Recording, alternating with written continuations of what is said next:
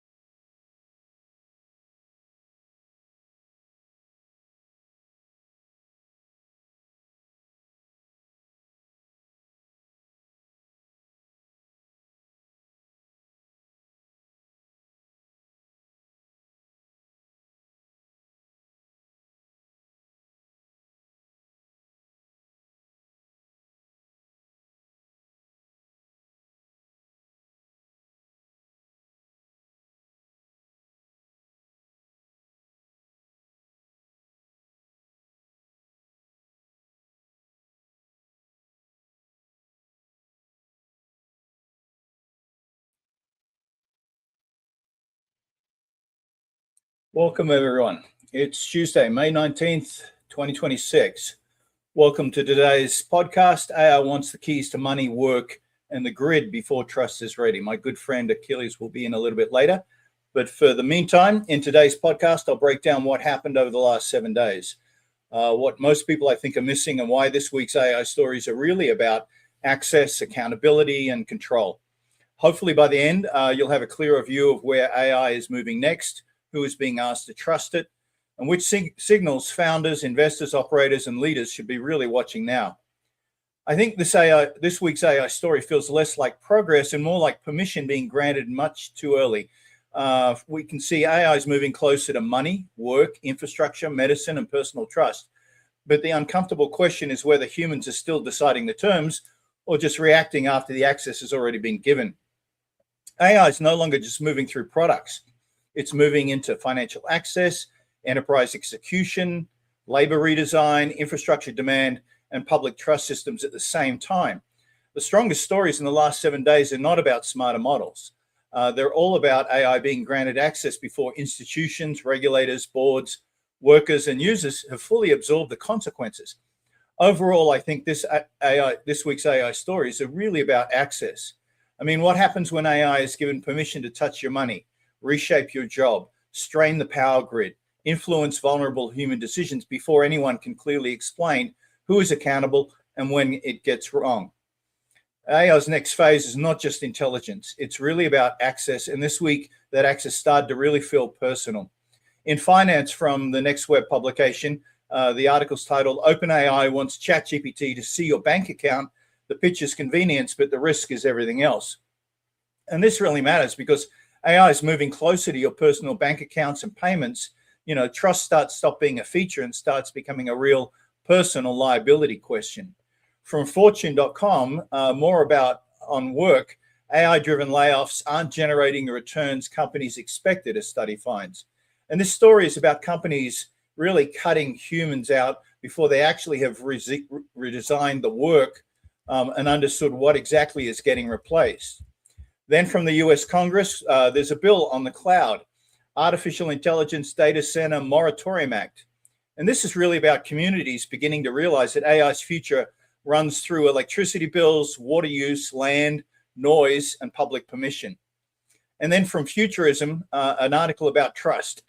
Doctors' AI systems are hallucinating non-existent medical issues during appointments with patients. I mean, this is really critical as AI mistakes are no longer contained within a chatbot window. They're now entering medicine, and we're seeing it in law, finance, work, and people's private lives. So the uncomfortable question for today is not whether AI can do more. It clearly can. The harder question is whether, we're allowing it to, and whether it really makes sense, and where are all the guardrails and permissions. Welcome, Achilles. Take a few bites there. I'll just continue through here on some of the other stuff I'm going through. So the underneath of all of this week's articles lies the question of trust, because this week also gave us stories about unauthorized model access, medical hallucinations, legal mistakes, AI mental health risks, and lawsuits that could really reshape regulation. So the question again is not what AI can do, it's whether we are allowing AI access before trust is really ready. And I think that's the thread I really want to pull on today, because once AI is moving into our money, our work, and our infrastructure, it stops being a tool or just a technology story, and it becomes a power, governance, and accountability story. The first cluster of stories is really around AI wanting access to money before finance has new rules. We've seen that across the board, but specifically this week, ChatGPT wanting access to your bank accounts. We've seen it through agent payments. Fiserv, one of the major financial institutions, is building AI banking agents. MasterCard is testing agent payments, and Stripe has been talking about agentic commerce. This all points into the same direction. AI is being positioned closer to money movement, transaction intent, consumer financial behavior, and payment execution. Now, this matters because, finance is not just another workflow. Once AI touches our banking, our payments, and commerce, the question changes from can AI help to who's accountable when AI acts and makes a failure. I mean, the sharpest theme this week through the news is around money, where it stops being helpful and starts becoming powerful. So the story is not simply that ChatGPT may connect to your personal bank accounts, or that MasterCard, Stripe, or Fiserv or others are preparing for agentic payments. The biggest story around this is AI is moving closer to financial intent, financial context, and eventually financial action. And that really changes the trust equation completely. Once an AI agent can read your financial life, recommend decisions, compare financial products, move money, or execute a purchase, the question's no longer, is it convenient? The question becomes, who's responsible when agents act? Is it the bank? Is it the payment network? The AI company, the consumer who clicked yes, wants a consent flow, around which they barely understood. I mean, are we reading all those, long forms that they send us at the end of the day? I mean, this is where finance becomes the first major test of AI accountability, because if trust breaks around money, adoption's going to slow real fast. So AI is not just asking to understand your money, it's asking to stand between you and your financial decisions, is what we're seeing. Achilles, have you seen anything around finance this week or stuff popping up? Because there's just been a ton of different incremental changes that seem to be a real strong tipping point. Around money. Well, first off, shout out to Red Lark. I see her in the comments there. We appreciate having you. Money-wise, I think we're in a weird place. I think we're in a weird place for AI accountability in its entirety. So yeah. I had the thought to myself that there are people that hit other people with cars in parking lots a lot. Mistakes, right? Accidents. Yeah. Call them accidents, right? Guy hit happens constantly.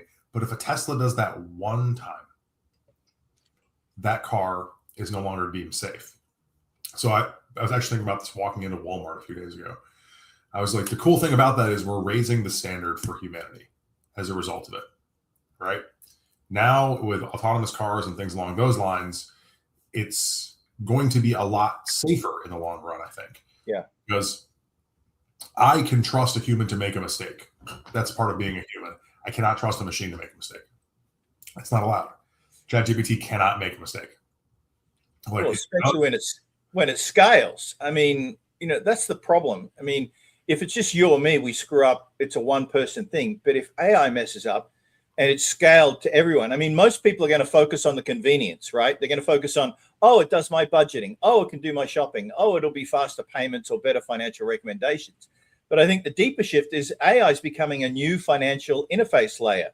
And whoever controls that interface probably influences what people buy, how money moves, what banks retain relevance, how trust is transferred from institutions to AI systems. This is a fundamental shift if we allow AI to be the financial layer in our lives and really start to organize stuff. It's a fundamental shift. It's not novel, though. We have to understand that Visa controls 3% of near global commerce because they position themselves between you and a cashier, when before that, you just handed them a dollar bill, right? And that was an additional layer added on top of that. And now, if you're a company and you want to operate online, guess who can decide whether or not you do that extrajudiciously? And I don't mean extrajudiciously as like illegal. I mean outside of a legal framework. A private company, Visa, can come to you and say, we don't want you to run Visa payments. And you're just out of luck. It's an extension of a trajectory that we've been on for quite some time, right? Sure. But I think, for founders and enterprises, I mean, obviously the opportunity is huge, right? You can have payment agents, you can have financial co-pilots, you can have compliance tooling, you can do customer intent infrastructure, even AI audit layers, and maybe consent management to some extent. But the risk is equally large. One bad agent transaction, like one bad Tesla accident, one misunderstood consent flow, or one unclear liability chain is really going to put crater this thing pretty fast in some ways. And currently I'm responsible for that. But I think we're entering a stage where AI is doing things that humans aren't capable of. So imagine trafficless highways, right? We're going to have thousands of cars all communicating with each other and with the global grid or greater grid. And, if I want to get off the exit, all the cars next to me will make their space for me and I'll just scoot right across and get off. We can't do that as humans.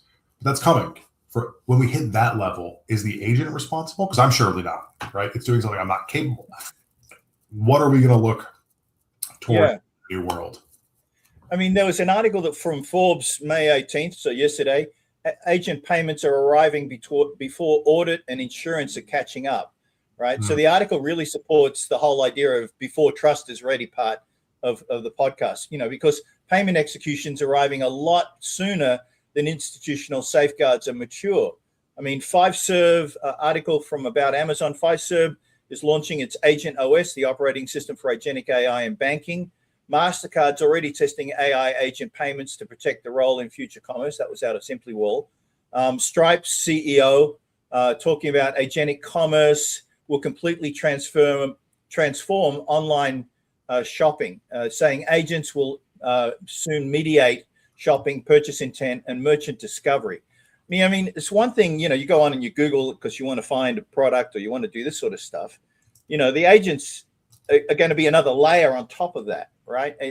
I guess, it's one thing to have Google decide or give you the influence, sponsored, this sponsor wants to sell you this crap, but now AI is going to be yet another layer in the whole thing.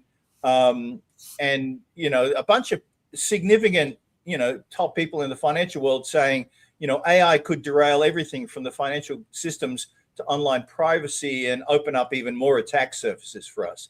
We're already seeing tons of flow of spam and, ransomware and stuff pouring through. So what's amazing is it's become so easy that agents can't be sued, though people can. Maybe soon enough, Red, as we adopt in this new infrastructure, right? I won't be working with a direct agent. I'll be working with something like a firm, right? Where this firm focuses on this specific agentic behavior and they have to have licensure and insurance and so on. We'll see.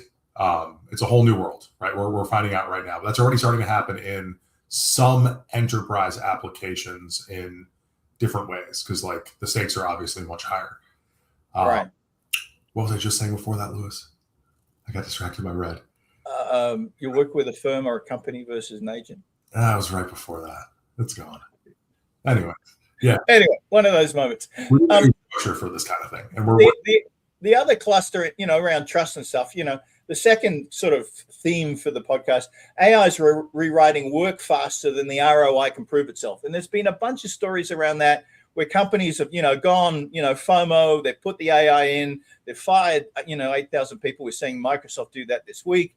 And then they go, oh dear, we're not getting the ROI, or their data hasn't been set up appropriately in order for the AI to be actually impactful, or there's been some other thing.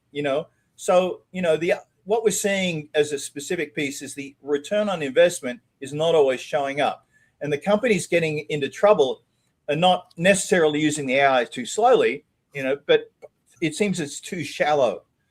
They're treating AI as a labor reduction tool before redesigning how their work actually flows. And we've seen a number of stories that say, before you put AI in, you have to understand it has the potential to completely change your entire business and how you run your entire business. And so that gap of understanding is really a dangerous gap, because, once you remove people, but you don't remove complexity, right? You remove the experts, but you still need judgment. You add agents, but you don't always know, where they're acting. Are they duplicating work? And there's been stories around that. Are they creating more risk? Are they making decisions no one owns? So, it's, I know for your side of the business, you're very conscious about how we do stuff and how we run stuff, but it seems like people are just going, oh yeah, let's just throw the AI in and everything will be happy and we can sit back and have pina coladas on the beach, Yeah, it makes me think a lot about how I myself don't know the outcome that I'm trying to achieve when I begin a project sometimes. I understand the general idea, right? But the specific outcome is often a surprise even to myself as I'm working on something. Like, I know I want it to look like this, but so how do we relay to an AI information that we ourselves are not usually consciously aware of when we're iterating? And shout out to Anthropic. Thank you for tripling your limits. Yes. So at least you can find that out. Yeah, I think it comes down to collaboration. One of the things I've been working on recently. The Clarity Act popped out of, I think, the Finance Committee in the Senate. Now it's getting some more changes before it gets signed into law. So it's 309 pages. I mean, it's a huge act. I've been going through it and working with AI back and forth to understand, pull it apart. What are the key pieces? And when I went through process to create a brief and then a set of slide deck, the interesting thing is that even though I'm using extended on the thing, so it's hopefully got more memory, when I recreated a certain part, like I broke it up into 3 sets of like 10 factors. It did the first 20 fine, but then, at factor 23 to 29, it suddenly hallucinated a whole bunch of stuff. And if I hadn't been going carefully through each one, double checking back and forth, I never would have realized it. Well, so it's weird that, while it does a great job initially, as a human, you still have to check its work. You have to go through and pull stuff apart. All right, let's do 2 things. First off, to respond to Red's comment, learning to prompt is very important. Expert communication results in expert outcomes. Yeah. But it does not fix what Lewis just said. And what Lewis just said is context. Give a model 1 million context. Give it 2 million context. Whatever, it doesn't matter, right? By the end of that context window, that model is going to behave differently than it did at the very beginning of that context window. And that's a really normal thing. Imagine right now, Lewis, it's a really annoying thing too. Yes, but what are our expectations here, right? Like, imagine right now I say, hey man, do me a favor. Real quick, I want you to write down everything you know about the Persian Empire and simultaneously code me in JavaScript everything that you know about the Pleiades star system in an interactive map and do it all in one shot. There's no, these models are amazing and their memory is getting better, right? But what we need is agentic systems, not just agents. Believe it or not, most human beings can accomplish everything they want with AI on a locally run Qwen 3.6 35B 3A. You don't need Claude. You don't need ChatGPT. What Right. you're needing is the proper wrapper, or whatever they call it now, harness, to operate that model in a way that actually works. So memory, huge, right? I use MemPalace, and I have my own custom memory system configured, where one of my models remembers everything I said to it on the first day I turned it on, and that was over 6 months ago, right? And it took a lot of engineering to get that memory where it's at, but memory is huge. You need memory systems that aren't just the model's context window. That's huge. You need searchable parameters. So if Lewis says, I want to build in JavaScript, it can search for all of its experience with Lewis on JavaScript. Lewis doesn't like it when you commit code without linfix. Lewis doesn't, those kinds of things. And then finally, you need a way that you can interact with that model and understand all those things that are going on. Because if you don't, it's just going to be, you're not going to know what to fix, when to fix it, how it's going on, all that kind of stuff. We're just starting, right? Right now, the race is build bigger, better, more powerful models. This is why I really like Quen, the company. I think they've realized that it's more about how we use the models and how the models interact with our existing systems than it is just the models themselves. So we're working on it. Yeah, I guess, it's like I had 30 things and I was going through them, and then it fell apart on the last 7 or 8 or 9 or something like that. And it just reinforced me that it's that this is collaboration, and collaboration requires double checking on both sides. Yeah. Right? You have to double check its work. You cannot assume AI in any form at the moment is going to get it right. And you have to cross-reference and cross-check. Sure. To make sure that it'll drill down and do it. I think, what we're seeing in law, right, with people creating, like hallucinogenic citations in law and then submitting it to the judge and that blows up, right? They're not checking their work. You have to check your work, because at some point, if it runs out of memory, if it runs out of tokens, if it runs out of whatever, at the end of the day, you're responsible for the end work, right? Sure. You can't blame the AI, right? It's like, in this context, you cannot, a good tradesperson doesn't blame their tools. You have to take responsibility. You have to triple check and double check. In terms of the people, installing AI into the companies, AI doesn't fix a broken workflow, right? The humans might have actually worked around and figured it out and have their own. And now you throw you kick the people out, so you lose your institutional knowledge.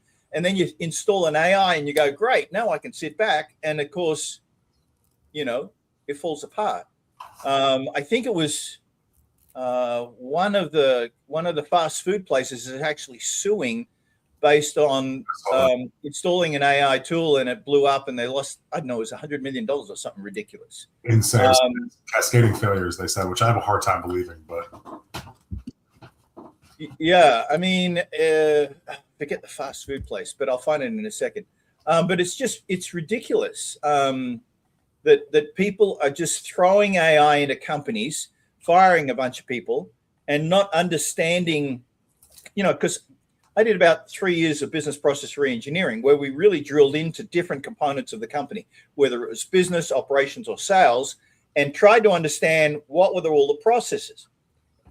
And it was fascinating once you start to unpack that stuff. But if you don't unpack that and you just throw AI in, and it's just a massive recipe for disaster. Yeah, sure. These are systems that humans worked on that are now being passed to AI. I'm very curious to see what it looks like when we have a specific, bespoke, agentically built systems. And I think that's coming a lot sooner than we think. Things that we're not even going to be able to understand or really interact with in the same way.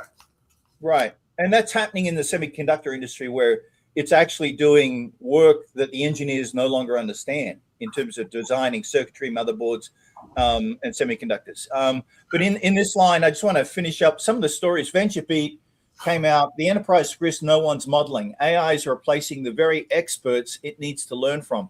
And this is my whole thing about, if you do this savage cutting of people, you are destroying the institutional knowledge of your company, right? Way too early. And I think, if companies are removing this human knowledge layer, that the very company depends on. An article out of the Next Web: OpenAI merges ChatGPT and Codex under a single person. The side quests are over. So basically now AI coding and AI assistants are converging into a more unified execution platform, which is kind of an interesting thing, that they're no longer separating it. From Apple News, bosses are realizing their companies have been swarmed by legions of redundant AI agents. And it shows the practical enterprise problem of agent sprawl, duplicated tools, and unmanaged automation. The Next Web is reporting most CEOs think their boards are rushing it, and the survey is showing that that's definitely true. There's a real governance tension occurring inside companies where boards are pushing AI faster than the operators believe is wise. And then there's another story from Solutions Review: Universal Semantic Layer is becoming the control surface for enterprise AI. So that's interesting, not model access. What is Universal Semantic Layer in this context? I'd have to actually look that up. That's interesting. But yeah, I think universal control, it's pushing it, and it's saying that the challenge is forcing organizations to rethink how semantic architecture operates within the enterprise. What once served primarily as reporting abstraction for business intelligence and analytics is now evolving into a broader architectural layer that supports governance, consistency, and the ever-important trust. Semantic layers have traditionally played a part in business intelligence in those environments, helping define metrics, KPIs, business-friendly abstractions, and so on. AI requires more than just access to data. It requires a shared understanding of the business itself. And as data environments become increasingly distributed across clouds, SaaS applications, operational systems, warehouses, lakehouses, and organizations, see that fragmented semantics create fragmented AI behavior. Different systems define the same concepts differently, and governance policies vary by platform. As a result, business logic becomes duplicated and fragmented across pipelines and tools, which really isn't ideal. So it's this whole control and interpretation layer for enterprise AI, but there's no consistent framework for meaning, governance, or trusted access across distributed environments. That's essentially it. It's weird too. You get that across different ecosystems. So if I go from Anthropic to ChatGPT, one prompt that works really well for me on Anthropic won't work for ChatGPT, and it's really like you're learning how to work with another entity. You're sitting down and you're really understanding, like, okay, Claude gets this, doesn't get these things. I have to be more, forceful in this direction and less in this one. And what's amazing is once you get it down, and if you make them take diligent notes, right? Like your AI has to be taking notes throughout your onboarding process, we'll call it. It starts to feel really, really intuitive and very, very seamless. I think one of the problems, and probably everyone on this call has seen it within their own companies, is data silos, right? Finance has their data silo. They're running on some platform that no one really knows about because that's finance. Then you got ERP. Then you got, marketing has a whole bunch of platforms and stuff. Then you got sales. They got their own CRM, which may not, which may not connect to marketing because that's a different system. And so fragmented data silos across large enterprises has to be a real problem when you're trying to bring AI in. You can't make AI span the whole thing because everything's so fragmented. Lewis, it's so funny you say that. I think a lot of us have made a decent chunk of money. Right. Consulting to do that. Yeah. To fix that, right? That was like my first big boy job was I connected marketing with production for a company. And AI, think of what we're asking, right? AI has to be an expert at the marketing, the production, the receivable, the payable, the everything. So when I say, hey, is this due? It fully understands the entire pipeline. No one person in that company did. There were multiple managers in between departments that this person that we're asking AI to be never existed. Right. So, I mean, that's an amazing opportunity for entrepreneurs today because you can spin up, 27 agents to cover your finance, your, the accounting, this, and this, and this. You do some things, you interact with it, the idea that one or two or three people now with a whole bunch of agents can compete with a 100 or 200 person enterprise is not that far-fetched. Yeah, no, I don't think it is at all, actually. Because you're starting from an integrated space anyway, right? Taking over an existing company is a little bit different, but we're seeing this in every stage of AI. Right. We run AI on gaming graphics cards. They were for video games, right? They weren't for AI models. Now we're seeing the rise of NPUs, and we're seeing the differences in the hardware. And TPUs, yeah. In TPUs, we communicate with AI like we talk to people because we've never had anything else to talk to, right? We have to. And slowly we're learning other ways to do that. AI is the kind of technology that comes in and doesn't just change the outcome, it changes the process. Yeah, it's just kind of crazy. The next cluster of stories for the last 7 days has been around the electricity grid and cloud, becoming a real political, firewall. So, and it's the infrastructure story.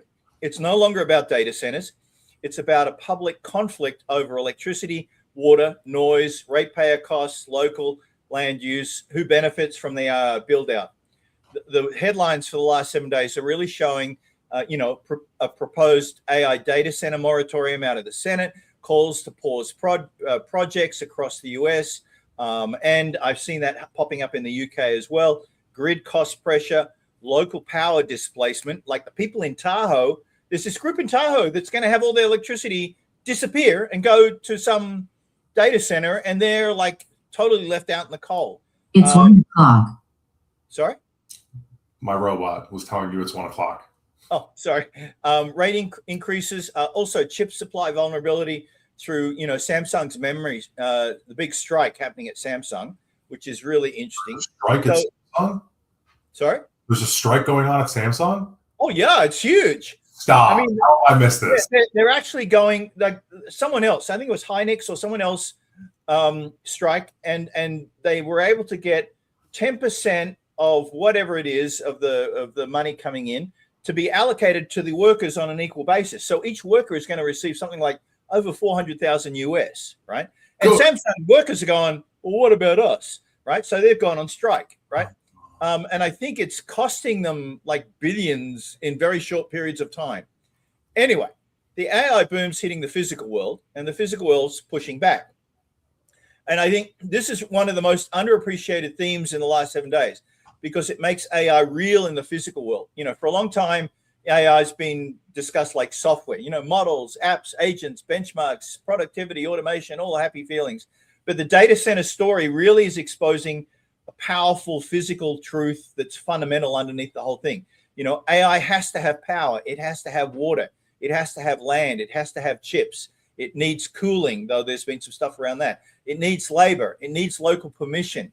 And we're seeing communities, utilities, regulators, ratepayers are really starting to sit back and go, who's paying for all this stuff? And, how come we're paying more, if electricity rates are rising, if local water pressure grows, gets less, or goes crazy?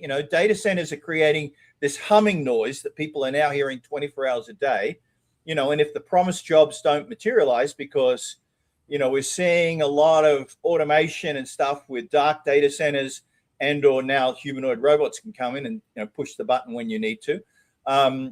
Residents are feeling displaced by infrastructure design, for these, global distant tech companies. And it's starting to become very political very, very quickly. And I think this is really an interesting, powerful shift that's just really underestimated, and it's growing with momentum. I'm just seeing the reports across the board, and it's like it's starting to bubble really fast, right? So it's a big shift that's occurring. Some of the headlines, obviously, the Artificial Intelligence Data Center Moratorium Act out of Congress. Another one from NewJersey.com, 60 plus groups just called on the New Jersey governor to immediately pause all AI data center projects. No story. Sorry? We have to. I don't think we understand where we sit globally and how this works. Everyone thinks we're in this data center arms race with China. We're in an AI race with China. that's a very different thing, right? Right. But as far as data centers are concerned, we have between 4,000 and 5,000. China has between 300 and 500. We're just, I mean, we're doing it in like the most American fashion we possibly can, right? Where it's like we see this thing is good, do thing to the expense of all other things. We have to slow down. We're going to really, really hurt a lot of people if we don't. It doesn't make any sense because we don't need it. There's no reason. These data centers don't need to, like, we can do everything we need to do with our existing amount of 5,000 data centers. Yeah, there's another story. Data centers are creating cascading power outages that came out of QZ.com. The one I mentioned about Tahoe, this is from techspot.com. 50,000 Lake Tahoe residents have 1 year to find new power as their utility pivots to data centers. Their utility can just do that? Yes, apparently so in Lake Tahoe. So they're SOL. I mean, they're gone. I mean, that's just crazy. Northern Illinois electricity rates have surged 12% as data centers drive up demand. So the ratepayer cost angle is really kind of bulging out there. And that's obviously making it very politically visible. Another one from fortune.com, a 45,000 person labor strike at Samsung's memory chip plants could throw a wrench in the AI boom. So that's the one I was talking about out of Fortune. I'm not sure. I don't have a Fortune license. I'll bring out the story. But that's a really significant one that's kind of impacting everything. So Samsung makes a third of the world's DRAM, and on May 21st, nearly 45,000 unionized workers plan to walk off the job for 18 days. That's in 3 days' time. If that happens, it'll be the largest work stoppage in the history of the semiconductor industry at the single most important choke point in the AI supply chain. But unlike past AI labor disputes, AI hyperscalers won't be able to absorb the supply disruption. And it's based on last September, SK Hynix settled with its own union to allocate 10% of annual operating profit directly to employees as performance bonuses for the next 10 years, while removing caps on bonuses. Based on the 2026 profit forecast, that translates to an average payout for each worker of $460,000 to $477,000 per worker across their 35,000 staff. No wonder Samsung's going crazy. You know, with projections approaching 900,000 per person next year, and this is apparently nothing new for SK Hynix. It already paid profit-sharing bonuses averaging $95,000 per employee this past February. So that's why Samsung unions are requesting a 50% operating profit be allocated to a bonus pool, removal of the current cap that limits bonuses to 50% of base salary, and a 7% wage hike. Management's countered with roughly 13% of operating profit, but only as a one-time payment for 2026 and didn't commit to permanent structural changes. They're going on strike. I guarantee it. I guarantee it. Get them, boys. Get out there. Just kind of nail them. I mean, wow, that's just nuts. I really look forward. Those numbers are just mind-boggling. It's okay. Just to give you an idea of how this usually works, right? I've thought about these numbers for a very long time in tech companies, Louis. Let's say you have Boeing, right? Boeing makes $1 billion. How much does Boeing have to spend on their labor? I don't know. How much? Tell me. 25%, approximately. Which is phenomenal operating. You're doing great, right? If your labor is 25%, you're doing awesome. Do you know how much Google has to spend on their labor? Less than half of 1 percentage point. Wow. It doesn't make sense. Why do we, I don't care if Google exists. Google, you can go away.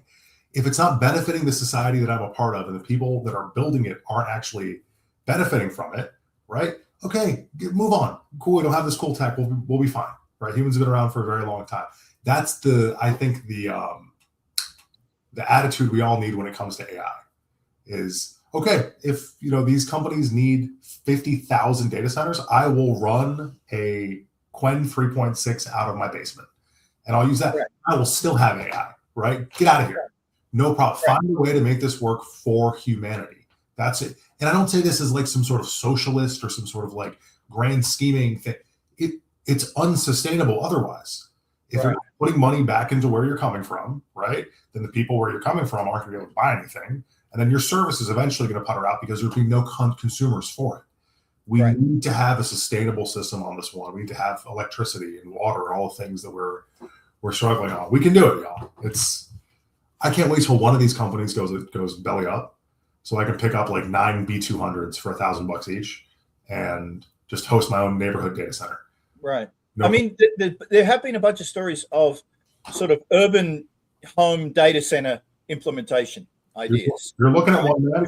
You know, throw it in a closet, you know, and then, you know, stick it on your Google Fiber or whatever it is, and create a clustered swarm of urban data centers. It's been interesting. The last cluster I want to kind of talk about before we kind of just go through some of the other weird stories of the week, the trust layer is really breaking under real world use. The trust stories this week are wide ranging, but they all point to one thing: AI is being integrated into really sensitive spaces before people fully trust it. Anthropic's, you know, mythic model access issue, they're saying it got accessed from day one. Trust questions in the Musk and OpenAI trial that just finished. Musk lost, by the way. AI hallucinations in medical systems, legal mistakes involving fake AI quotes, AI psychosis concerns. There is now this thing called AI psychosis. You know, people are making them crazy. Lawsuits around harmful advice. It really shows the trust problem. It ain't theoretical anymore. And it's entering places where mistakes are not just annoying. These are medical, legal, financial, psychological, and institutional issues, you know. And it's interesting that it's bubbling up very fast with all these other things, because, and I think the core piece of this is the implementation of AI before trust is ready, established, or there are any guardrails. And we're just seeing it like going crazy. It's just breaking so many things at the moment. It's nuts across so many headlines. Lewis, I just want to make last one. This Anthropic's most dangerous model was accessed without authorization on day one, and it's still not going public. That was from Tech Times. Yeah, we have to understand this is the nature of civilization, right? It's not just AI. 20 years ago, a simple algorithm that stated keep user attention, right, was just put onto social media, and it changed the entire world. Kids have real issues because of social media and iPads from the time that they're babies, right? Constantly, we still haven't figured that out. And now we've got this going on. That's the nature of humanity. But it's getting layered and layered, and it's scaling and scaling. I don't think it's so funny. Someone just showed, if you want AI viewers, go to this website. In our comments. Good job, streamer. Thank you. But where is the personal responsibility in this equation, right? AI psychosis. Let's talk about that for 15 seconds here. I spend a disgusting and uncomfortable amount of time talking to AI models. I'll go talk to my wife and I will phrase my statement as if it's a right. You're prompting. I'm prompting my wife. And that's what's happening. People's language is changing. Actually, I think that might be for the better, because I have to be way more descript now than I did with editing. Before, I'm like, hey, may I please have that box over there, third shelf down, fourth from the left, the red one? When I go to the store, and they're like, yeah. And I'm like, I knew it wouldn't work if I didn't say it exactly how I wanted it. AI taught me that. But then you're some lonely teenager, and you're talking to an AI model all the time, and it feels like a person. And if these governments actually give a shit, start putting out some commercials. I want to see some public service, right? I want to see you actually creating a hotline. I want you to see creating humans for them to talk to. It's bullshit, right? This is all, they're talking about this danger and whatnot. No one's doing anything in this country. I've seen a few other countries really take the lead on this, and I sincerely hope we follow behind. Anti-layoff laws that are occurring. Weirdly enough, China is. China's some of the headlines popping up in the non-US government section of my newsletter. China's trying to take steps around AI ethics, regulatory stuff. I mean, you can see it. They're really trying to look at this thing and go, we don't want our citizens harmed. How can we try and fix this? The trust thing is just really fundamental. I'm not going to go into the Elon Musk OpenAI closing arguments, because there's people going, well, the notice that the commentators are saying, the fundamental question for a lot of journalists, policymakers, and more consumers about all the AI labs is really comes down to trust, because we don't have the insight necessarily that all these privately held companies hide behind a veiled wall of, proprietary technology. There's this stuff on that. Then we've got, here's one out of futurism.com. Doctors' AI systems are hallucinating non-existent medical issues during appointments with patients. From Bloomberg Law, lawyers have to apologize for fake AI quotes in Trump's mass layoff case, apparently. So even the government's screwing up on that. From BGR.com, is AI psychosis real? New studies are beginning to paint a terrifying picture. As that happens, a Texas family is suing OpenAI after ChatGPT allegedly gave their 19-year-old son lethal drug advice, and the case could reshape AI regulation. Again, let's protect ourselves in the rearview mirror. It's not just let's protect ourselves in the rearview mirror. Where is okay, if I am someone who has, I don't want to sound mean, but has a head on my shoulders, and I talk to an AI model and says, hey, you know what you need? Bleach. Go drink some bleach. I'm going to go, I don't know. That guy that does that, right? We are governed based on the lowest common denominator, and that will make AI useless, right? That'll make things like Mythos and stronger models coming up never accessible to the public. That'll make, the ability to do anything but talk to this thing like it's a D&D character is going to pretty much go away. Should we pursue these massive safety regulations? It's not that we don't need public safety. I'm advocating for public safety way more than I think that sentence says, right? But it's that it can't come from, if knives are dangerous, you can't just make them all dull. No. I totally agree. But I think the AI race, I think what people are missing is the AI race is becoming a permissions race, right? And there's a second order implication. Trust has to become part of infrastructure. Not marketing trust, brand trust, but operating trust stuff where it says, do you really want to do that? Okay. Here's what will happen if you do that, right? Maybe. Are you sure? Education, I agree with on a model too. Pushback, right? It's like, pushback. You want to drink bleach. Okay, well, you can. Here's the thing of that. But if you really do that, you'll die within 30 minutes. Sure. You really want to do that? Right? So there needs to be some permission pushback mechanism, consent, escalation. At least ChatGPT now has the ability to add, a friend, if you're having a personal life crisis and you're considering some very negative things, it can reach out to a friend and say, hey, this person needs some help, do that. That's the first time I've ever seen anything like that. But, for kids saying, I want to do drugs safely, how can I do that? It's like, no, I don't think you want to do that. Crisis management, I agree with you on. What this is leading to is a neutered system in its entirety, right? And I think a lot of this responsibility lies on, what, you think we didn't have bad drug advice on the internet? I remember, I won't give specifics to give away my age, but there were definitely a lot of places where you can go get some really bad advice. Did anyone blame that website that we were searching? No, that would be insane to do, right? Yeah. I was a person reaching out, and I took that risk, and we need to educate people on the responsibility of using this tool, right? Just like a firearm. If you own a firearm, right? I was raised in Arizona, right? When in third grade, we had a 22 out back, and for show and tell, we went outside and we shot a 22. And gun safety was the most paramount thing in the entire world. In my family, I couldn't use a gun until I could take it apart, oil it, clean that thing, right? And then I could go fire my first shots with adult supervision. Where is this responsibility from our society right now? We're saying it's my model's faults? No, it's these. Why is this kid talking to a model and doing whatever it says? No one told him. You got to be really careful with those models, man. We got to discuss it, right? I just want to push back a little bit on the whole idea that, about neutering AI. I don't think anyone wants to neuter AI, right? I think what we want is reasonable, mature, adult approach around permission and understanding and all this sort of stuff. Because at the moment, it's like there's zero occurring across the board, right? I don't think anyone wants to neuter AI.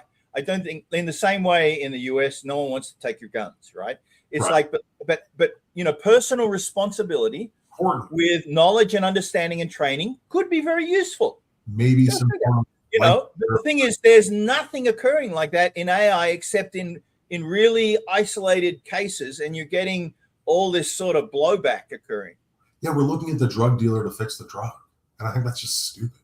We're looking at OpenAI and being like, make this safer. Like, it doesn't, like, they want it to just be as usable as, and that's their natural inclination, right? It's the scorpion and the frog. Like, that's what a scorpion does. He wants to make you use AI.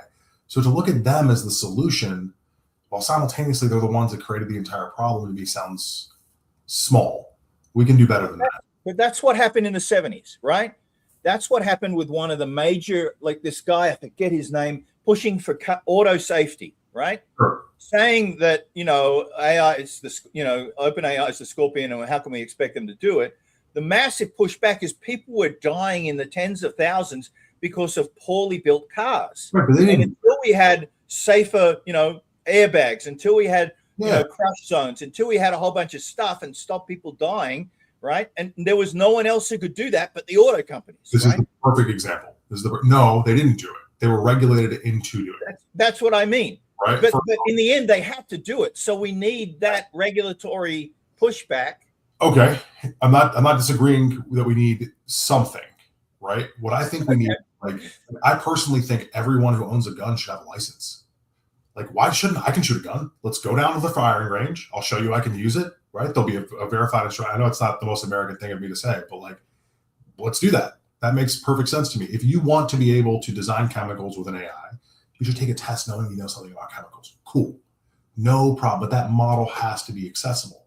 And then the problem is, right, I want to create a solution to clean my 3D printer, something I was doing, right?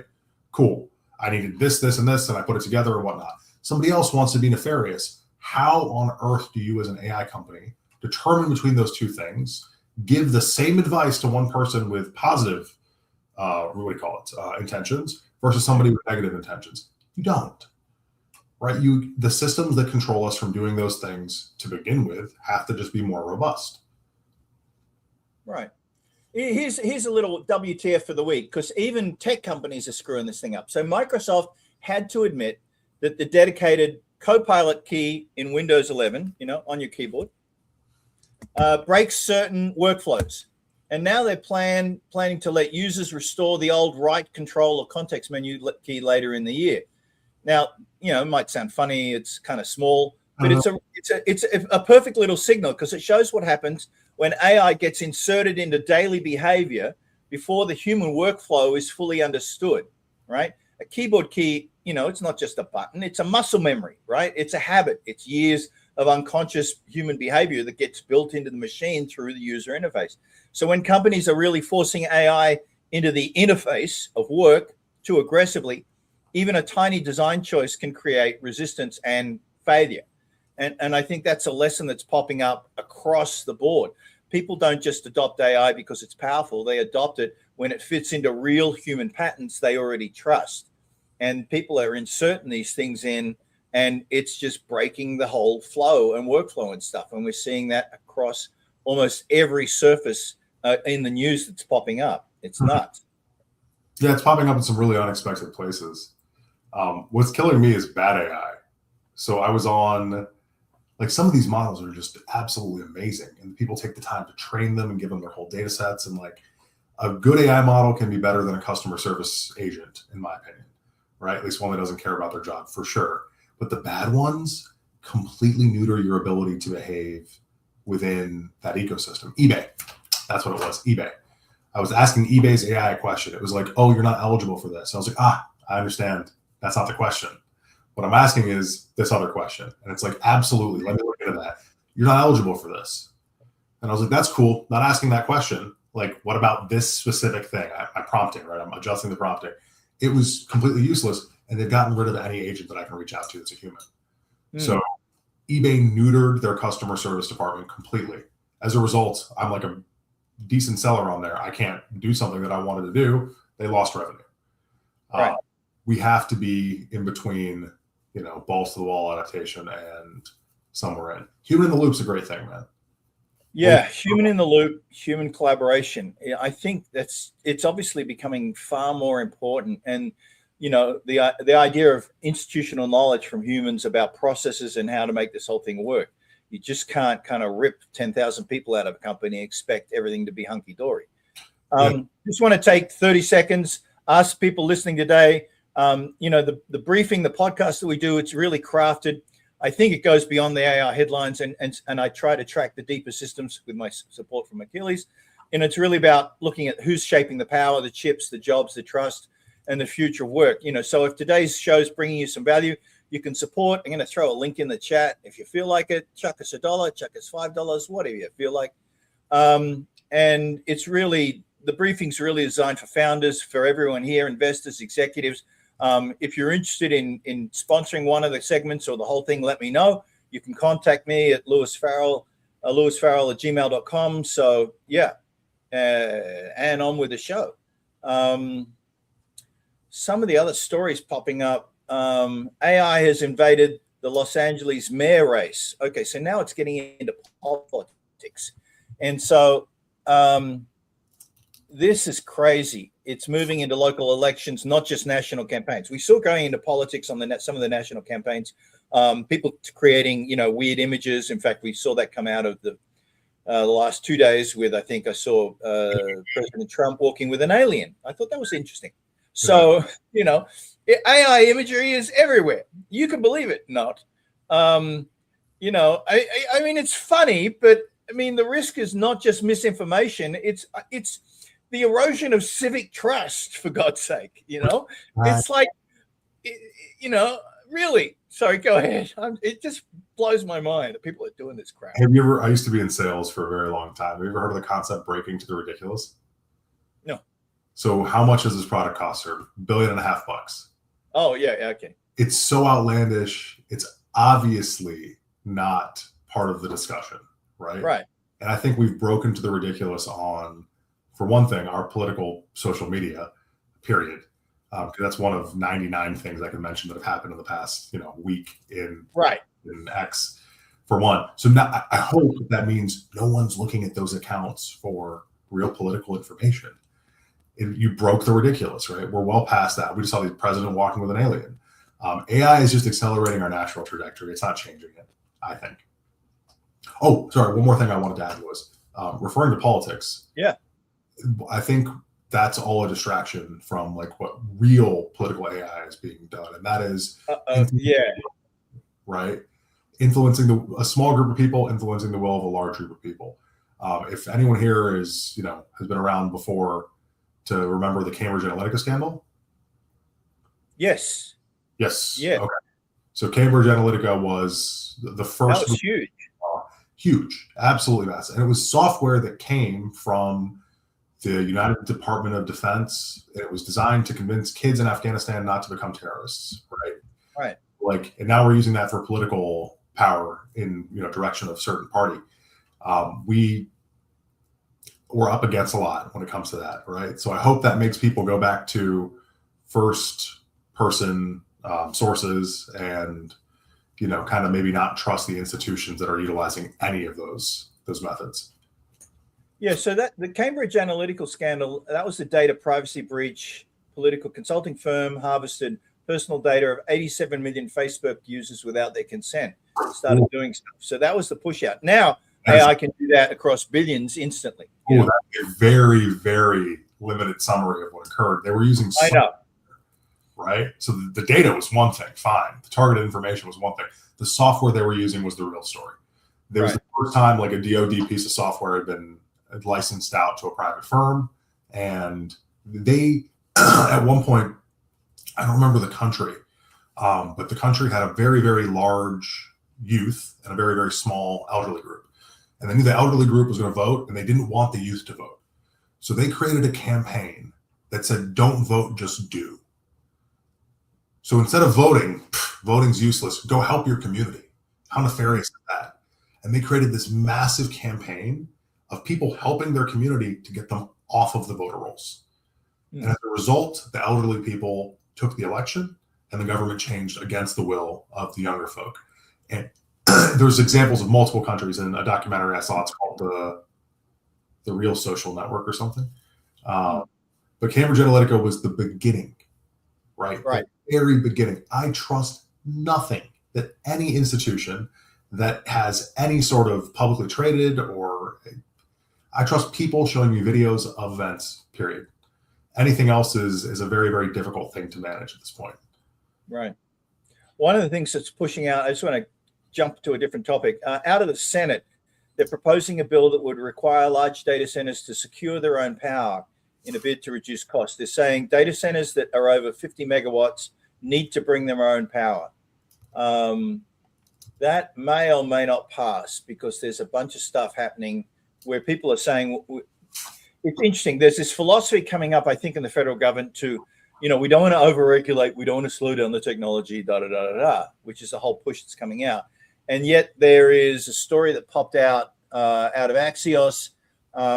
60 plus major allies to the current administration are telling it that you need to vet AI before release, which was another bunch of stories that popped up. But it's like, how can you do that? I mean, you're going to basically say to Anthropic and OpenAI and Perplexity or who else, you need to pass it in front of these guys over here first before you can release it to the public. Not going to happen. I think it is. I think it very much is. GPT already admits they do something very similar with the U.S. government. And I don't think it's about modelability or safety. I think it's about governmental message alignment, right? This has to work with the current administration and what they're doing, kind of thing. But that's an opinion. Yeah, another story popping up because, they're having trouble building stuff here. The U.S. is building a 4,000-acre AI hub in the Philippines. And apparently questions of sovereignty are popping up. Ooh, right? That's messy, yeah. Which is going to be messy. I mean, that was the whole thing on the throughout the EU. Back in the day with the EU forming, you had to figure out with the data privacy and GDPR, where do you put your data center, right? And, as I was in IT at the time, the place we put it was Ireland because it was the best place to put it in terms of their approach to European data security and a whole bunch of other stuff versus the rest. So now we're getting similar stuff with AI and sovereignty. Story popped up, Britain wants AI sovereignty, so why does it buy American tech, right? I mean, it's the whole thing about, remember the whole TikTok issue? Oh, it's controlled by China, and you don't want to get on because all that data is going to China. And now you've got people in Europe and Asia Pacific going, well, we're installing all the US stuff. Is it any different? Right. Sovereignty is getting really, really pushed up. Blockchain can really help us. We need blockchain tech to make a big. And that's another interesting story. We're seeing blockchain in terms of tokenized finance, in terms of tokenization of stock. Blockchain and AI and blockchain trading is all coming together in many different ways. Bunches of stories are now starting to bubble through, combining AI and blockchain with tokenization, more than I've ever seen in a while. I mean, there was the whole real world asset stuff with tokenization, with real estate, and a whole bunch of stuff that's been pumping at least for 12 months now. The last couple of months, though, I've just seen a lot more AI stories combined with it, and agentic commerce and tokenization on the fly. So that pushed hard. Tokenization is one thing. I mean, when I say blockchain, I just mean an immutable ledger that's publicly readable. And that could secure a lot of data privacy rights. That could secure a lot of agentic actions. If my agent conducted a series of actions that was immutable on chain that I could verify and move through, right? Liabilities out of the questions a lot less murky, and accountability. Yeah, though, it's interesting. There's a story out of CoinDesk. Crypto security is turning into an arms race. Crypto security, AI agents are accelerating fraud, laundering, exploit discovery, transaction obfuscation, and compliance evasion, while defenders are trying to use AI to detect and respond. So we've got this massive arms race occurring, where financial crime is using AI to scale and to work around and develop new threats, new approaches, and new things. So that's spiked really hard in the last 7 to 14 days. Bunches of stories around, the need for AI-driven blockchain analytics, automated compliance tooling, wallet risk scoring, agent transaction limits, stronger identity verification around digital asset activity. Tons of stuff popping up on that on crypto crime going at machine speed. The past few years have been really interesting on that front. So non-automated traders are at such a deficit that they're almost not worth doing unless you're just spot trading, right? It's, the amount, did you see the article? Trump traded 3,900 times in the first 90 days of office. He wasn't doing those trades, right? That's an automated trading algorithm, AI, that's doing it for him. And that's what all the big players are doing. So if you have enough money, you purchase a solution that makes more money for you. And that's a fulfilling loop. And we want to avoid that societally. Yeah. There's a story on AI coding is fueling a secret sprawl crisis few CISOs, chief information security officers, are containing. CISOs should treat secret sprawl as a governance challenge. AI is coming in and taking over a whole ton of stuff around that. And the whole problem with AI generated code and the lack of security around that. Tons of stuff popping up on that across the board in the security section. And basically, it's outrunning all the experts. So again, I think what we're going to see is anyone in security is just going to become a coordinator, and basically who develops the best AI security agent, and they'll battle each other. And that's where we're at the moment, because, there was a time where, you could have really smart security people doing the stuff and you felt kind of safe. Not anymore. There's bunches of stories where people have been using different models to break stuff, has just exploded like crazy in the last 7 to 14 days, or at least it's come to the surface. It might have been there in a big way, but we're just seeing more and more media attention pouring onto it like crazy. Story out of Ars Technica: bug bounty businesses are being bombarded with AI slop. Yeah. Right? So AI is generating low quality reports, and it's overwhelming the human review systems. Because security programs depend on signal quality, expert triage, and basically scarce human attention. They're going to go away pretty soon. And the impact here is that vulnerabilities may be buried under machine-generated noise, forcing security teams to spend more time filtering junk than fixing risk. Yeah. I think that Mythos and all the exploits that it found when it was, launched live. Why would you? We're slow compared to a model, right? But with that being said, like, humans are very much still the innovators in this world. I don't know if that's going to remain that way, but we'll see. And as long as that's the case, there'll be a place for us in those places. Yeah, there's been a significant shift of traditional financial institutions starting to actively use this technology. Story popping up actually yesterday. The first live AI agent-driven digital asset transaction by a regulated Swiss bank. Signum has become the first Swiss regulated bank to use an AI agent to test live digital asset market transactions, with the client retaining custody, consent, and control at every step. But it's just the beginning. The client issued plain test instructions being used to execute multi-step live transactions on a blockchain mainnet.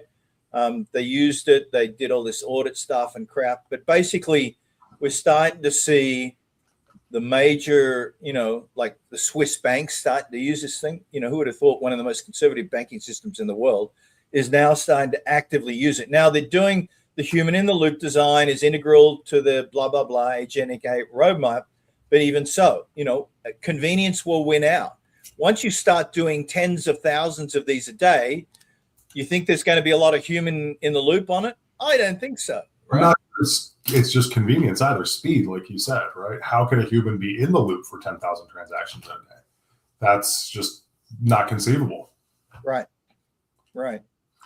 Yeah, it's nuts. I mentioned the story about one person, competing with major enterprises. So a story that came out of even Yahoo, check.yahoo.com. I was laid off from eBay. Now I run a business with 27 AI agents. A former eBay worker running a business with 20 agents shows the upside and unease of the new agentic labor model.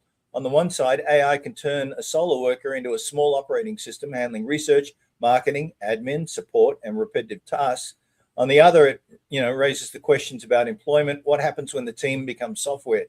I just think we're going to see more and more of that. Yeah, we'll see. Job loss and AI entrepreneurship are starting to become linked narratives. That's also another thing that's popping up. With all the job losses we're seeing, people are going, well, screw this. Let's use the technology against the system. So I think we'll expect more solo businesses with AI agents because it's turning them into departments and companies. So maybe it can help people getting displaced rebuild and do that. Maybe that's the transition plan for this stuff is, spin up a bunch of agents, turn yourself into a company, get out there and compete. So we at Dapit, we're embarking on something new pretty soon. We're going to be rolling out our own bespoke agent next few months. And we think that bespoke agents and bespoke data is the new oil money kind of thing, right? Because you've mentioned so much ubiquity in this conversation. So what's not ubiquitous? Yeah. I mean, also a story from The Verge, chatbots at the drive-thru are just the beginning. So, that's what we're also seeing. Fast food, chatbots, humanoid robots doing cooking in fast food. Number of stories coming up on the integration by the Chinese of AI more into their industries, and that's escalating pretty fast. The drive-thru is basically where AI becomes really ordinary. It's interesting that that's powerfully moving through faster than we ever thought. What else do we have? This is one I want to talk about because it's Fiserv, which is one of the major sort of foundational financial institutions that kind of sit at the back of everything. They just launched an agent OS for agentic AI in banking. Because banks don't just need AI tools, they need controlled environments where agents can operate within permissions, compliance rules, customer protections, and operational boundaries. And so that's starting to get adopted and it's starting to take over stuff. And so banks are starting to build this formal infrastructure for agentic AI, and agentic operating systems are starting to become a core financial technology. Now, obviously, customer trust depends on permissioning, auditability, and escalation. So hopefully those things are getting pulled in place. But this announcement is, I think, another key step in moving this whole financial system across into AI. They're saying AI will fundamentally reshape how financial institutions operate. Agent OS is the first place where banks can run Fiserv's agents, build their own, deploy from a curated set of partners, all under the same governance, identity, and order controls. The pilots are already proving it works, delivering measurable gains today, with 6 financial institutions co-developing the next wave for us. So that's moving pretty fast. No, Louis, zoom out a little bit about that from just the finance aspect, right? Like that's the harness that I was referring to. Is for models to operate how we want them to, they have to have harnesses that are designed for models, not for humans. And that goes all the way down to hardware, like we discussed. What you just mentioned with the banking operating is going to happen on an operating system level for all of our devices very, very soon. Apple already tried it. Apple tried Apple Intelligence a little too early, a little too new, right? But soon I will be able to silo an agent and say, hey, your entire job is to read my Word files, right? Built into the operating system. And I want you to tell me what's good about the Word files, what's bad about it. Okay, now your entire job, other agent, is to monitor my email. Or it'll all be built in on a system level for sure. Yeah. Also, another story popping up, the 6 AI mistakes that could land pharmacists into hot water. So pharmacists are using tools like this thing called Heidi Health. They're capturing consultation notes. They're putting it in, but then there's the whole HIPAA stuff, right? So, you could say, they're saying you could prompt an LLM by saying, I have a person who's taking medicines X, Y, and Z, and they have these diagnoses. Could you identify any missed medicines or any interactions, right? So as long as there's no way to identify someone, that's okay, right? But if you start expanding on that in order to get greater context for it, you start to break a whole bunch of rules. And apparently, transcription by AI and the use of an AI scribe across what's happening with pharmacists now is starting to kind of get out of control, which is really kind of crazy. That's also impacting the stuff. Oh, another weird story, which is like, oh, shock! I never would have thought this would happen. Some plastic surgery doctor had before and after photos that turned out to be AI generated. Yeah. Golly, how could that happen, right? Duh. I mean, that's like what's happening in real estate, right? In real estate, they're using AI to make the place look more beautiful, right? But they're taking it to much of an extreme where you actually go there and you go, it's not like that at all, right? So, whether it's plastic surgery surgeons using before and after by AI versus their real work, or real estate agents kind of trying to beautify a property with AI, and that's not really what I'm buying. The application of AI imagery and AI videos now to create these synthetic realities, if I was to put it politely, it's just bogus. I mean, and you would think that this would come under the false advertising sort of stuff that's already existed in law, so they would get slapped, right? So why would you do that, right? I don't understand. But we're seeing a lot of stuff happening like that where people are going, doing this stuff, and it's like, okay, you shouldn't do that. You get slapped. Trajectory. If you go on Facebook, you can see a lot of people living lives that they're not living, right? Right. You can, that's natural. Oh, Lewis, I'll be right back. I don't know if you heard that. Oh. Yeah, no worries. I'm going to run through some stories around music because there's bunches of stories on the Newswire, unmasking AI music, Quicksilver and the ethical movement behind it. So there's a growing ethical movement around disclosure, authenticity, and how listeners understand machine-generated music. I mean, it really matters because music's, it's not only content, it's memory, identity, it's about grief and celebration. I mean, a whole bunch of stuff, personal meaning. And it's interesting that authenticity itself is becoming a marketing and almost a moral category in music. Listeners, I think, are starting to care whether the emotional expression comes from a person or a system or an AI. And so maybe we're starting to see authenticity becoming a key differentiator in creative markets like music, advertising, and so on. Maybe not so much advertising, but certainly in music. I think what we expect coming forward, obviously AI music labels, provenance tools, obviously a lot of creator rights campaigns are popping up like crazy. Maybe there might be platform policies that allowing to distinguish human-made from AI assistants. We saw that, I think it was with Spotify.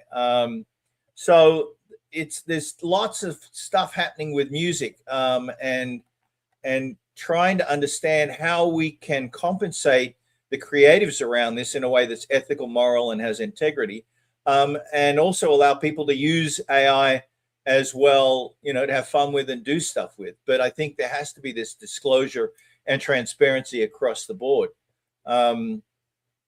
Bunches of stories around autonomous usage of AI that has to need safeguards. An article out of Tech Monitor, autonomous AI needs safeguards before model level guardrails.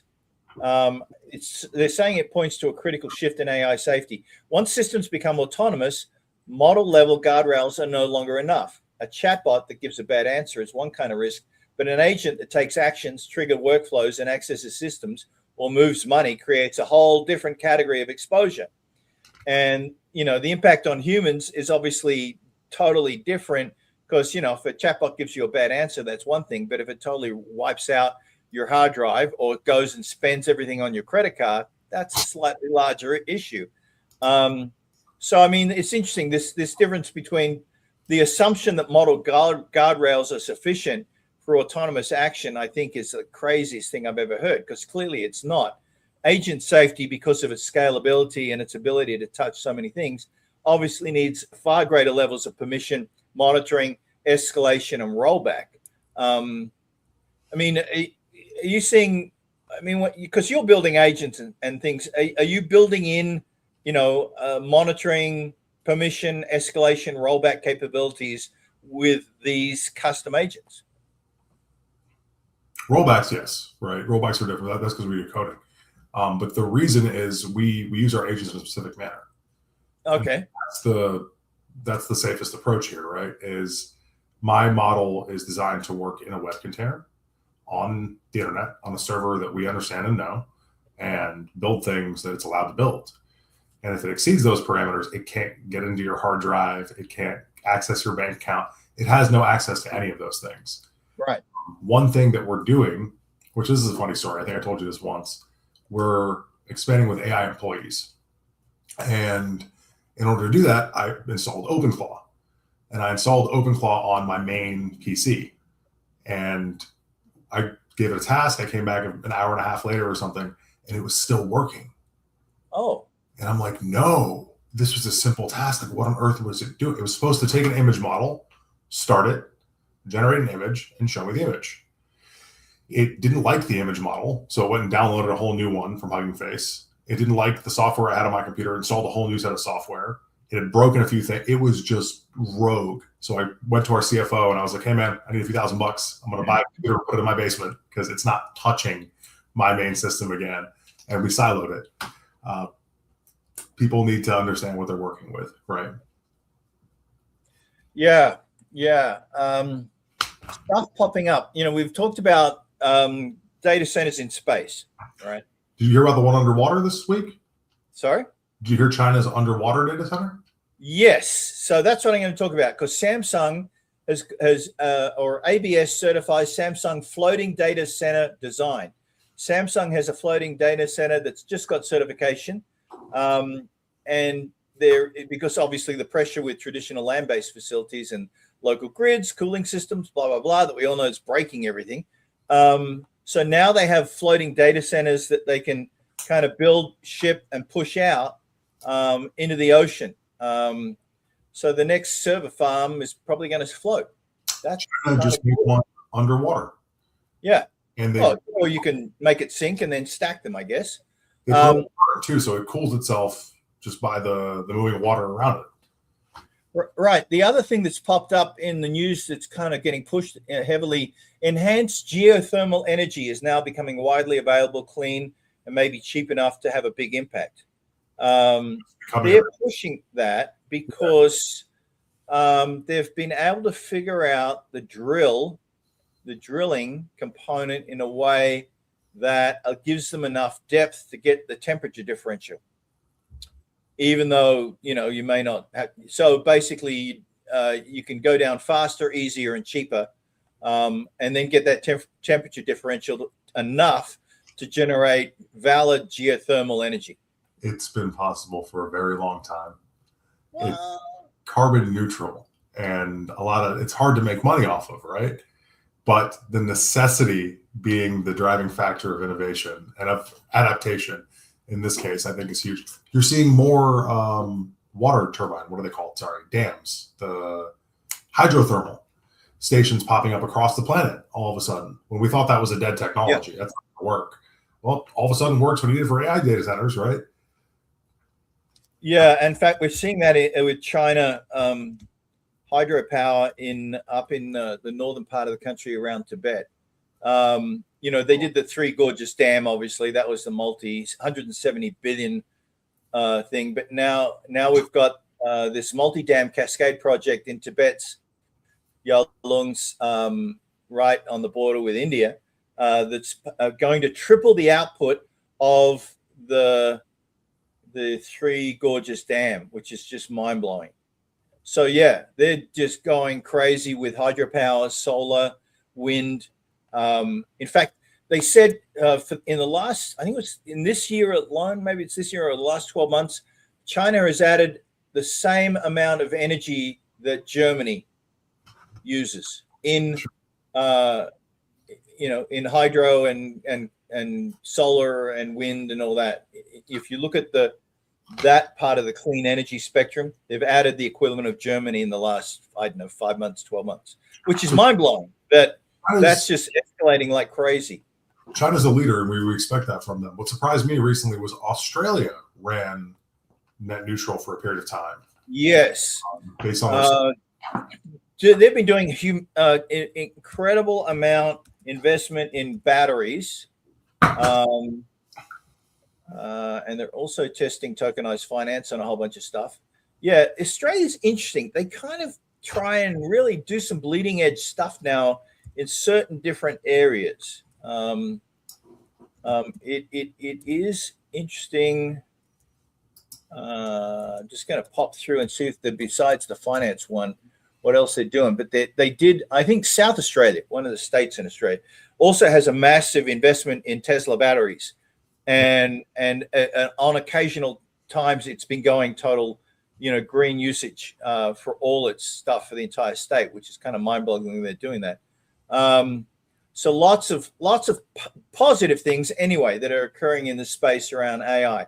I do admit, in the health section where I'm tracking all the AI and stuff, there are quite a number of positive headlines around diagnostics with AI, doing things that we never could do before, and also starting to creep in with actual solutions, healthcare solutions that we've never had before. The whole thing around, mental health, they're finally a lot more stories on certified AI mental health tools are starting to pop up in a big way. Oh, there we go. People are going, people are going to use AI anyway. I mean, you look at some of the research stuff, they're saying people are using AI for health stuff, mental health anyway. Yeah. And so, there've been a lot more stories in the last 14 days around certified usage of AI for psychiatry, psychotherapy, and so on. That's pushed really big. Tommy Lewis, that's where I was referring to earlier. Okay. Where we need to go with. Are you familiar with the mixture of experts model? Yeah, MOEs. Yeah. MOEs. Yeah. Why not your MOE actually be a certified MOE? Why not? If you're going to take medical advice, you're going to talk about it. You're going to tell some kid how to take drugs, right? The MOE that activates is the one that's capable of that. Yeah. There was, however, a story on AI companions and kids, our chatbot friends helping or hurting social skills.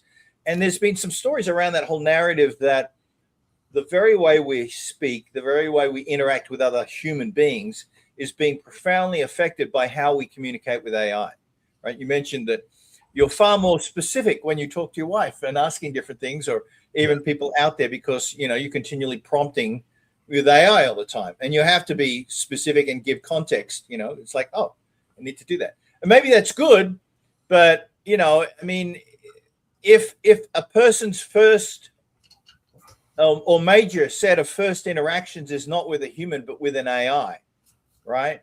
Yeah.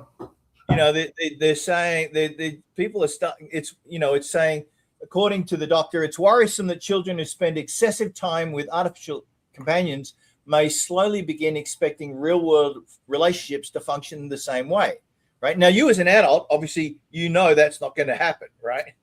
But kids don't, right? And the idea of always available, always agreeable, emotionally effortless communication with an AI clearly, can weaken the sense maybe of the ability to develop empathy, reduce the tolerance for disagreement, and just make authentic human interaction feel more difficult or exhausting.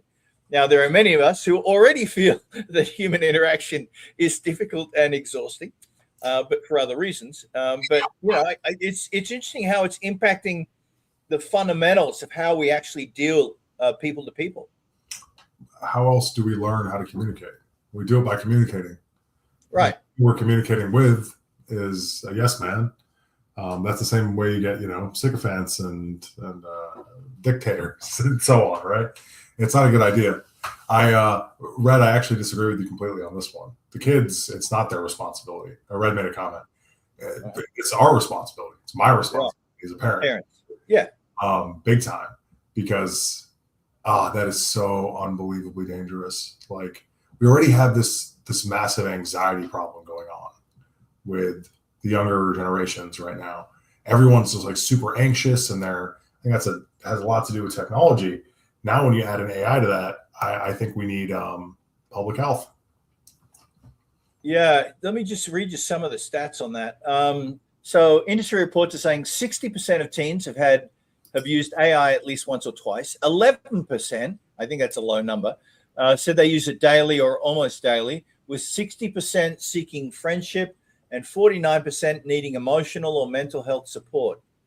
AI chatbots have shown they have an empathy gap that children are likely to miss, yet chatbots support daily learning activities and improve emotional recognition in control studies. So there's an interesting thing where AI can be used to help you better at picking emotional states and doing stuff. And I've seen, sorry? That's teenagers. Teenagers are good. I mean, well, teenagers at least have the emotional intelligence to handle it to some extent. A 4-year-old does not. And with the amount of iPads I see handed to kids when we're out on doing family stuff, it's like, don't give your kid that iPad. They have no business with that thing right now at their age. Yeah, you see that everywhere. I mean, if you go traveling, you go to, if you're going through the airport or you're going anywhere, kids have phones, iPads everywhere. They're connected. It's part of the standard part of civilization as we know it at the moment. It is kind of what it is. So we're coming up to the top of the hour. I think we'll wind it up. Thank you for your feedback and all the great insights you have. I really appreciate it. I'm going to close out with where we are and what we're doing and all those sorts of good things. Let me sort this. I'll do it this way. Can I do this? There we go.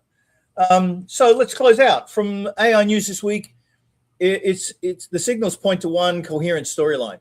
AI is moving from capability to consequences. It's no longer just helping us to write, search, summarize, or generate. It's really becoming an integral part of the infrastructure, part of authority, emotional presence. It's a financial actor now. It's a political amplifier. If it, obviously was in the past, it's now even more so. It's becoming a medical assistant, a security risk, and a civic pressure point. So I think the real story this week is not, again, that AI got smarter, though it did. It's that AI got closer to the switches. The headlines were not just about models, apps, chips, data centers, agents, or regulation. A lot of the headlines were really about power moving into new places, into the grid, into water systems, into military networks, into political campaigns, into banking rails, into classrooms, into medical records, into creative identity, and into the quiet default of the tools we use every day. AI is no longer sitting politely on the edge of human decision-making, waiting to be asked. It is actively moving into the infrastructure of action itself. And I think that's why, the beat is really bigger than just AI. The real niche is the rails of control. Who owns the compute? Who governs the agents? Who verifies the truth? Who pays for the power? Who protects the human? Who decides when machines are allowed to act? We've seen blockchain tokenization, agentic finance, identity, trust layers, and AI infrastructure are all part of the same deeper story. They are the new operating rails of society. The hopeful part is that we're still early enough to shape them. We can still demand transparency, dignity, human oversight, fair access, and systems that expand agency rather than quietly absorbing it. So yes, if you want to understand where AI and blockchain are really moving and integrating, watch the rails, not just the headlines. The question now is not whether AI will change society. It already is. The question is whether we'll stay conscious enough to shape the rails before the rails shape up. That's it for this week in AI. Stay informed, stay curious. Come back next Tuesday for more. And remember, we're not predicting the future. We're debugging it. Thanks, everyone. Thank you, Achilles. And we'll see you all soon. See you, Lewis. See you.